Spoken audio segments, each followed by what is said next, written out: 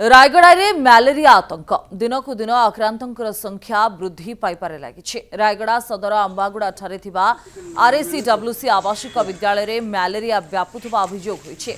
गत 2 दिन हेब 13 जन छात्र ज्वर में आक्रांत होई जिला मुख्य चिकित्सालय भर्ती होई चिकित्सित होउछन्ते। प्रथमे समस्तंकर रक्त नमूना विद्यालय रे परीक्षा करा परे मैलेरिया पॉजिटिव जणाजिबा परे संगे संगे सेमानकु प्राथमिक चिकित्सा दिया जायतिला।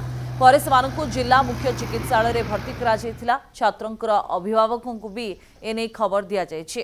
स्वास्थ्य केन्द्र रे रक्त नमूना परीक्षा हेबा परे समस्तंकर मैलेरिया पॉजिटिव चिन्हट होइतिला। समस्त छात्रों को युद्धकालीन भित्ति इंजेक्शन एवं सालाइन दियाजिबा परे अधिकांश आक्रांतंकर स्वास्थ्य अवस्था सुस्थ रही। अधिक आलोचना स्मृति रंजन आम सहित जोड़ी होती। स्मृति रंजन पाखापाखि केते जन आक्रांत हेलेनी मैलेरिया रे एवं जो मानकर चिकित्सा जारी रही स्वास्थ्य अवस्था केमिति प्रशासनिक स्तर में काबू करने कौन पदक्षेप नेबा आरंभ करागलानी ना नहीं? हाँ देखु जो रायगड़ा मेलेरिया स्थिति एवं गंभीर होबार लगी। वर्ष को वर्ष यह मेलेरिया संख्या बढ़िबार लगी। आपड़ जानिथिबे ओडिशा रे द्वितीय स्थान में मेलेरिया आक्रांत द्वितीय स्थान में रही रायगड़ा जिला। जेहेतु एठारे विभिन्न प्रकार व्यवस्था ग्रहण करा जाउछि मेलेरिया रोकिया पई, किंतु से मेलेरिया को रोका जाई पारुनी। आसंता काले गत काली आपड़ जानिथिबे आंबगुड़ा स्थित रायगड़ा सहर आंबगुड़ा स्थित आरएसडब्ल्यूसी आवासिक विद्यालय रे 13 जन छात्र मेलेरिया रे आक्रांत होइतिले। प्रथमे तांको स्कूल रे तांको स्वास्थ्य परीक्षा करा जायतिला। सेथिरे मेलेरिया पॉजिटिव बाहरतिला। पॉजिटिव बाहरला परे कोनोसी सांघातिक होई पारे बोली भाबी से माने रायगड़ा जिला मुख्य चिकित्सालय रे भर्ती कराइतिले। 2 दिन धरी सेमानक चिकित्सा चलीछि। रायगड़ा जिला मुख्य चिकित्सालय रे मेलेरिया पॉजिटिव बाहरतिबारु सेमानक सालाइन एवं इंजेक्शन दिया जाउछि। वर्तमान सेमानक अवस्था ठीक रही।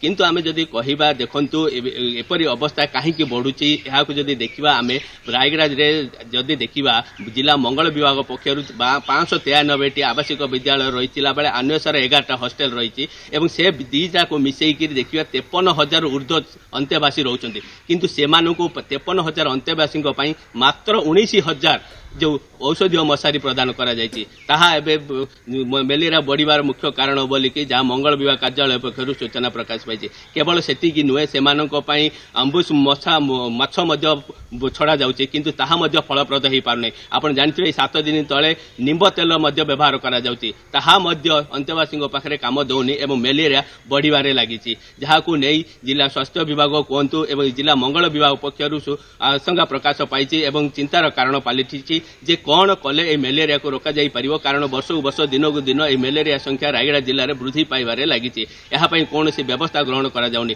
जो 13 जन एवं रायगड़ा जिला मुख्य चिकित्सालय चिकित्सित होउछन्ति सेमानक अवस्था ठीक थिबा डाक्टर कहिसन्ति के सेमानक इंजेक्शन दिया जायछि एवं सेमानक सालाइन मध्य छड़ा जायछि। जेहेतु सेमाने गुरुतर थिले तेनु सेमानक संगे संगे इंजेक्शन सहित सालाइन मध्य दिया जायतिबा डाक्टर कहिसन्ति। जेहेतु यह के चिंतार कारण चलछि कौन कले रायगड़ा जिले में मेलेरिया को रोका जाई परिबो सेति चिंतार अच्छी जिला प्रशासन और जिला मंगल विभाग। आम जदि देखा जदि मेलेरिया जो वृद्धि पाँच रायगड़ा जिले में ताहारू अधारू अधिक होती आवासिक विद्यालय एवं से ही मुंड बथार कारण पलटि जे कौन कले आवासिक जिते जहाँ उपयोग कले जहाँ व्यवस्था कले मेलेरिया को रोका जाई पारुनी। तेणु कौन करा जाई पारो से जिला मंगल विभाग जिला प्रशासन तत्पर हवा चिंता करबा निहाती जरूरी हो पड़ी। स्मृति रंजन धन्यवाद आलोचना पाए।